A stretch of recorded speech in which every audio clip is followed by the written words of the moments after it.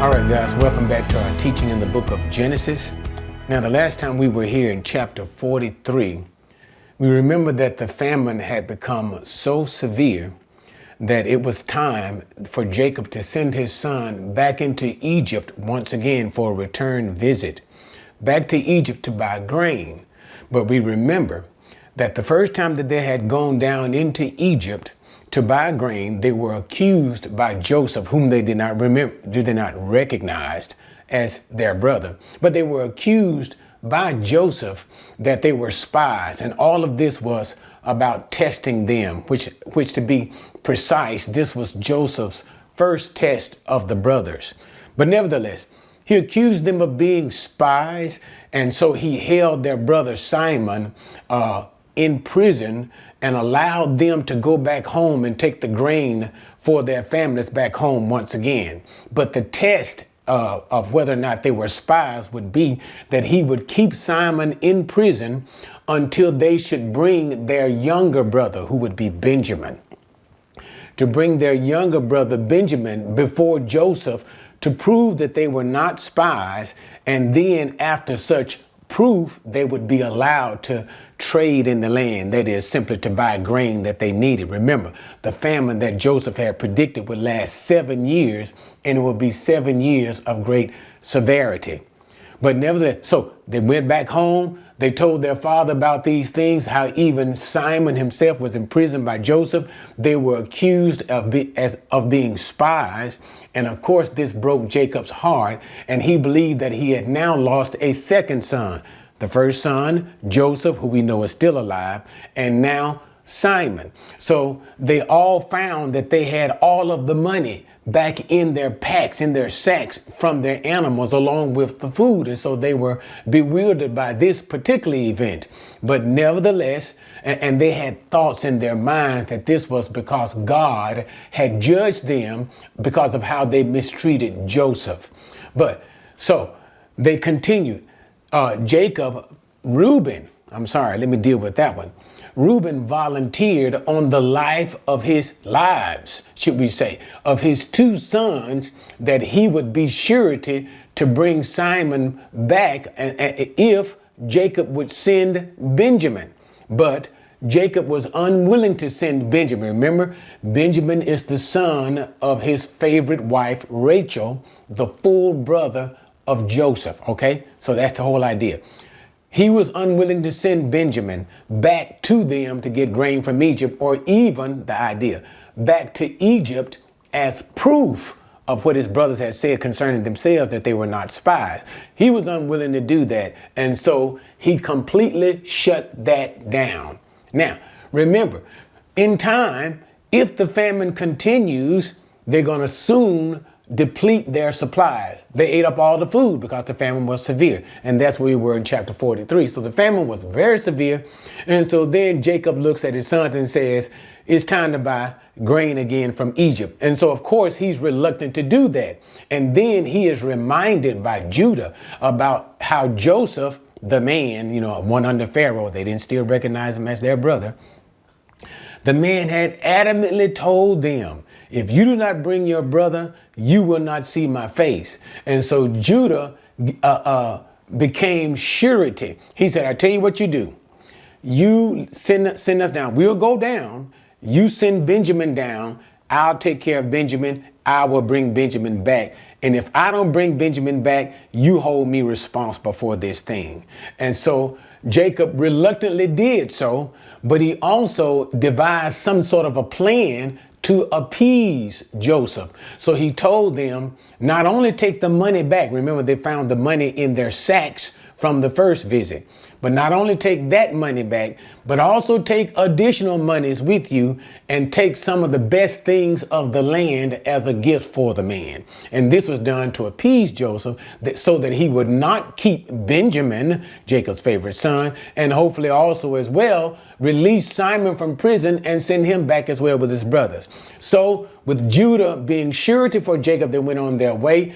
When they got down to Egypt again to trade once again, this time they were told they would have dinner with Joseph, and they became very surprised at this. As a matter of fact, it was an unnerving thing, and they said, surely it's because of the money that we had in our sacks, okay? And so they began to plead with Joseph's household servant, saying, trying to explain all of the events. We did everything that we were supposed to do. When we got home, we found out the money was in our sack. And so we brought the money back, and here it is. And here is also additional money to pay. And so Joseph's household servant calmed them down. Be at peace. Your God has blessed you, so to speak. You're okay. Just come on in and eat. So they prepared Joseph's brothers. And then Joseph came in and he saw Benjamin, his brother. Remember, that's the baby boy and Joseph's full brother. All right. And when he saw Benjamin, he began to be moved. And so, of course, he began to ask them whether or not this is, as if he didn't know, is this your younger brother whom you said, is this your younger brother that you told me about? And then he began to also inquire about their old man, the father, that is Jacob. And so once they did all of that, Joseph got overrun with emotions. And so he had to leave momentarily because he started crying. He got himself together, came back, commanded his servants to serve the meal. They set everybody in their separate places to begin to eat the meal. And thus began Joseph's second test. As he put them in order and according to their births, Benjamin being last, of course, he commanded his servants to give Benjamin 5 times as much as he gave the rest of the brothers. And Joseph, sitting apart from them, could look at them and see how they would respond to this. This was the second test. And these tests, first test, as well as the second test, reverberate around the comment of Joseph's brothers when Joseph accused them of being spies. And they said to Joseph, "We are honest men." And this is what the test of Joseph was all about. Are you indeed honest men? That is, are you indeed changed men? Changed men from the brothers who wanted to kill me when they saw me, from the brothers who were envious of me, and from the brothers who sold me into slavery. Are you indeed changed men? Okay, so now with that, we're going to move into chapter 44. And now it is time for them to go leave their time to depart from Joseph from the second time of buying food. And we're going to discover Joseph's third test. Okay, so now without any further ado, let's just go into chapter 44. Then he commanded his house servants, saying, "Fill the men's sack with food as much as they can carry, and put each man's money in the mouth of his sack. Put my cup, the silver cup, in the mouth of the sack of the youngest, and his money for the grain." And he did as Joseph had told him. As soon as it was light, the men were sent away, they with their donkeys. They had just gone out of the city and were not far off when Joseph said to his house steward, "Up, follow the men, and when you overtake them, say to them, 'Why have you repaid evil for good? Is not this the one from which my Lord drinks, and which he indeed uses for divination? You have done wrong in doing this.' So he overtook them and spoke these words to them. Then they said to him, 'Why does my Lord speak such words as these? Far be it from your servants to do such a thing. Behold, the money which we found in the mouth of our sacks, we have brought back to you from the land of Canaan. How then could we steal silver or gold from your Lord's house? With whomever your servant is found, let him die, and we also will be my Lord's slave.' So he said, 'Now let it also be according to your words. He with whom it is found shall be my slave, and the rest of you shall be innocent.' Then they hurried. Each man lowered his sack to the ground, and each man opened his sack. He searched, beginning with the oldest and ending with the youngest, and the cup was found in Benjamin's sack. Then they tore their clothes, and when each man loaded his donkey, they returned to the city. All right. So now remember the last setting that we had in chapter 43, where they were eating in a very happy mood. And remember also, too, the very purpose for which they had come down to Egypt again, which was to buy grain. So the meal was over.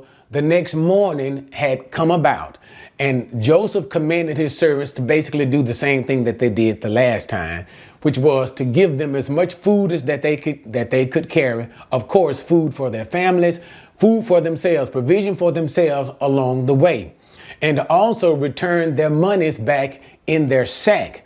But now this time he told them to do something quite peculiar. This was the third test. He said, take my silver cup, and whatever it was, it must have been a common drinking cup, because clearly the servant, Joseph's household servant, knew which cup that he was referring to. He said, take this cup and put it in the sack of the youngest brother. Remember, he had already identified Benjamin, and because the brothers were set in order of their ages. And so, of course, the household servant obeyed, and he gave them, put their provisions in their sack and put the cup in Benjamin's sack. And so he told them, allow them to leave, give them a chance to leave out of the city.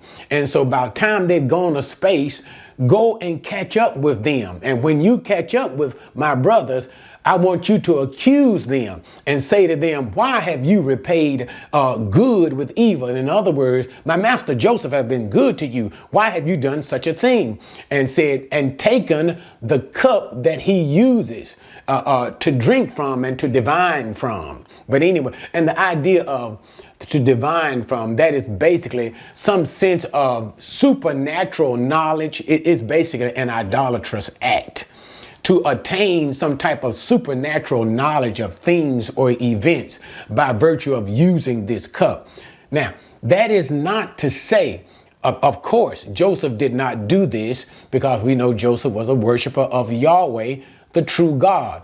But this was simply done to heighten the aura and mystique around the person of Joseph. But anyway, so he told them to accuse his brothers of doing such a thing. So this happened. The brothers were allowed to go outside of town a little bit. And by the time that they reached the borders of the town, the servant caught up with them and made the accusations. The brothers were indignant in a sense in the accusations. The idea is we're honest men. And they said to the servant, how could we do such a thing? Weren't we honest enough to even bring back the money that was placed in our sack from the last time that we found it? We're honest men. And so they continue to say that, I tell you what, you can search us, and whomsoever you find the money in his sack, that one shall die, and the rest of us shall be your slaves. Okay. And they said this because they were absolutely certain that this cup would not be found on any of them. And that's why they gave such a statement as that. Okay. And so, okay, the household steward said, no, whomever I find the cup, this one will be my slave. The rest of you guys can go free. And so now comes the searching part. And each of the brothers, they quickly lowered their sacks to the ground and opened it up so that the steward could begin examining their goods. And so they know it won't be found. So they quickly do this thing. And so the steward starts searching their sacks, and to heighten again the development of the scenes and to give it some emotional height and depth, he searches, starting with the oldest one. He searches, of course, he already knows where the cup is in Benjamin's sack, but he heightens it. So he starts searching from the eldest boy. Nothing. All the way down till he finally gets to Benjamin's sack. And when he opens up Benjamin's sack, after he searches Benjamin's sacks, ta-da, there is the cup. And so, of course, they are all dismayed at what has taken place now. And so with this, you can imagine, with great despair, they begin to return into Egypt, okay? And as they return to Egypt, no doubt, what is working in their minds is the effect that this would have on their father, that is Jacob. Remember, Jacob was exceptionally hesitant in sending back Benjamin, his baby boy. If you'll let me say it this way, his new favorite son, because of his favorite wife, Rachel. He had lost Joseph. He didn't want to lose Benjamin. And guess what has now happened? I be doggone, Cuppers and Benjamin sat. We have lost Benjamin. And so now let's continue on with the rest of the story as they return back to the city and face Joseph, or as they're going to think they're going to face the wrath of Joseph. Okay, so now here we are, verse number, I believe, let's just start at 13. Then they tore their clothes, and when each man loaded his donkey, they returned to the city. When Judah and his brothers came to Joseph's house, he was still there, and they fell to the ground before him. Joseph said to them, "What is this deed that you have done? Do you not know that such a man as I can indeed practice divination?" So Judah said, "What can we say to my Lord? What can we speak? How can we justify ourselves? God has found out the iniquity of your servants. Behold, we are my Lord's slaves, both we and the one in whose possession the cup has been found." But he said, "Far be it from me to do this. The man in whose possession the cup has been found, he shall be my slave. But as for you, go up in peace to your father." Then Judah approached him and said, "O my Lord, may your servant please speak a word in my Lord's ears, and do not be angry with your servant, for you are equal to Pharaoh." My Lord asked his servant, saying, "Have you a father or a brother?" We said to my Lord, "We have an old father and a little child of his old age. Now his brother is dead, so he alone is left of his mother, and his father loves him." Then you said to your servant, "Bring him down to me, that I might set my eyes on him." But we said to my Lord, "The lad cannot leave his father, for if he should leave his father would die." You said to your servants, however, "Unless your youngest brother comes down with you, you will not see my face again." Thus it came about, when we went up to your servant my father, we told him the words of my Lord. Our father said, "Go back, buy us a little food." But we said, "We cannot go down if our youngest brother is with us. Then we will go down, for we cannot see the man's face unless our youngest brother is with us." Your servant my father said to us, "You know that my wife bore me 2 sons, and the one went out from me, and I said, 'Surely he is torn in pieces,' and I have not seen him since. If you take this one also from me, and harm befalls him, you will bring my gray hair down to Sheol in sorrow. Now therefore, when I come to your servant my father, and the lad is not with us, since his life is bound up in the lad's life, when he sees that the lad is not with us, he will die. Thus your servants will bring the gray hair of your servant our father down to Sheol in sorrow. For your servant became surety for the lad to my father, saying, 'If I do not bring him back to you, then let me bear the blame before my father forever. Now therefore, please let your servant remain instead of the lad, a slave to my Lord, and let the lad go up with his brothers. For how shall I go up to my father if the lad is not with me, for fear that I shall see the evil that would overtake my father?'" Okay, guys, that part almost brought me to tears. But anyway, so what happened? So they go back, they tore their clothes, and this is an act of grief and sorrow. And when they go back to the house, Joseph is already there at his own house waiting. Remember, because Joseph has set all of this in play. So he's expecting them to be brought back. So they go back to the house, and when they go back to the house, they fall down before Joseph. And here is where Judah takes the lead, and Judah begins to beg and plead for his brothers and for the lad, that is, for Benjamin's sake. And so as they begin to come in, Judah begs Joseph, and he begins to give a long explanation of the events. All of these things we already know, but in the rehearsal of Judah, he simply begins to say, you know, we don't understand it. And one of the key things that he said is this in verse number 16. What can we say to my Lord? What can we speak? In other words, there's nothing we can say to justify us. This cup was found. I don't know what to say. But notice Judah says these words.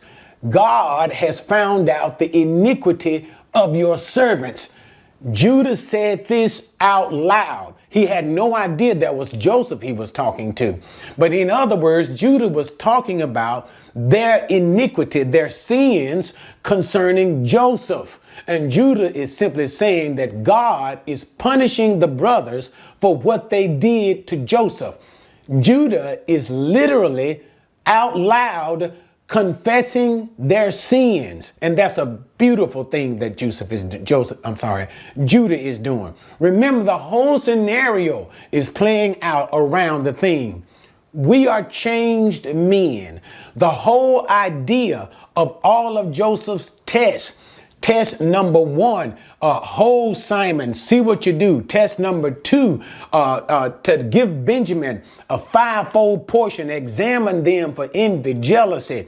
Test number 3, now to see what they're going to do. Will they protect Benjamin? And Judah now has stepped up to the plate, and Judah has confessed.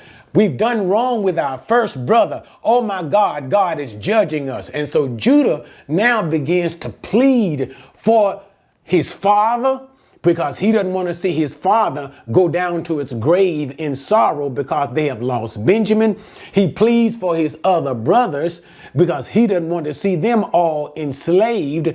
He pleads for Benjamin because he wants to bring Benjamin back. So he rehearses the story to Joseph, a story that Joseph is well aware of, how they came before him, and he told them about the father, told them about the younger brother, told him about all of these things, how Joseph himself kept Simon in jail, and how he wanted to bring back the lad as proof that they weren't spies, how that the old man was reluctant to send the younger child Benjamin back with him, but because the land was so famished, famine had hit the land so strongly, he reluctantly sent Benjamin back, and how that Judah became surety for the safety of Benjamin, because if anything happened to Benjamin, Jacob would surely die, and how when they came back into the land, that is Egypt, to buy grain, and now we got this particular situation here, and now what can we say? That this has happened, this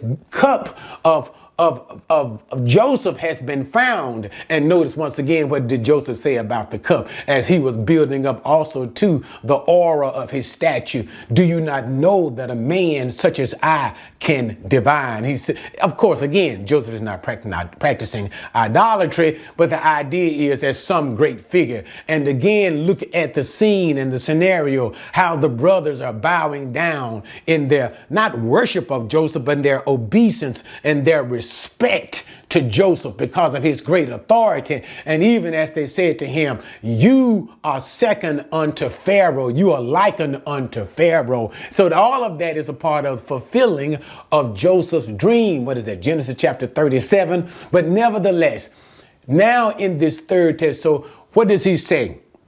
In Judah's pleading, because remember, it was Judah who was surety before Jacob. In his pleading, he says, do this. He says, do this. Take me as a slave. Make me your slave. But as far as the rest of my brothers, especially Benjamin the lad, send him back to my father. Because if anything happens to Benjamin, I don't know how I could live with myself, because I would bring my father down into the sorrows of death. The most beautiful thing that I've ever heard from Judah, the same Judah. What you have to understand is this. Judah is not some single man. Remember, Judah may have remarried. We don't know that. But Judah had a family of his own. He was willing to sacrifice himself, lose his family, lose everything, trade places with Benjamin and be a slave for the rest of his life, in order that Benjamin could go free. It indicated Judah's love for his father Jacob, his love for his other brothers, his love even for Benjamin. In other words, test number 3, we are honest men. Indeed, have you changed? The answer is yes. They passed test number 1, 2, and now 3 with flying colors. They have proved themselves to be men who have now changed.